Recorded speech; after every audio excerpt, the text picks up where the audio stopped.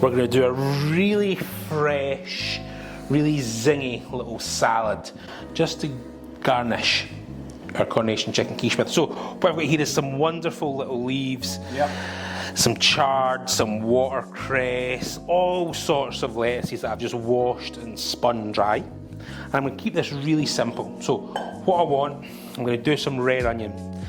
So again, this is just going to nice and fresh and zingy, and I'm going to work with the same flavours, but we want it really finely sliced.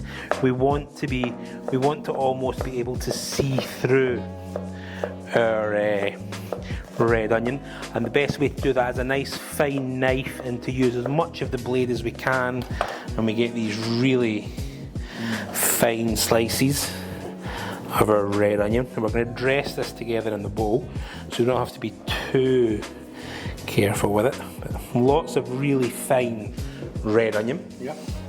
Same with some cucumber, and again really kind of fresh. This is going to be especially if it's a nice day on Saturday, this is going to be the perfect little kind of summer garden lunch. So some nice slices of cucumber, we can just do them lengthways, cut them down so they're all roughly the same shape and size. It's a little cucumber red onion salad. We're going to dress it in the bowl, and I don't want a really kind of thick, heavy, mustardy French dressing. I want to keep it really zingy to go with the rest. So some really good quality British rapeseed oil.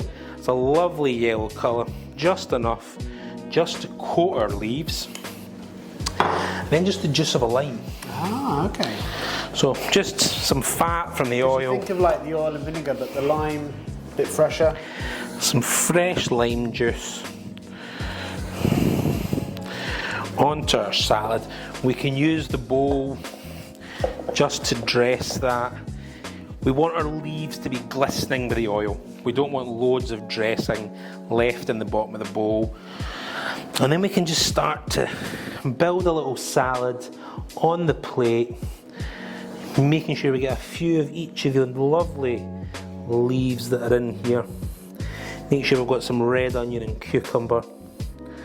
We can just build it up onto our plate. Make it look like it just fell there. And then just finish it off with some red onion. Probably got enough watercress there.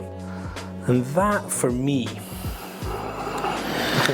is my way to celebrate the coronation this weekend, amalgamating this year's coronation quiche recipe and Queen Elizabeth's coronation chicken with my coronation chicken quiche.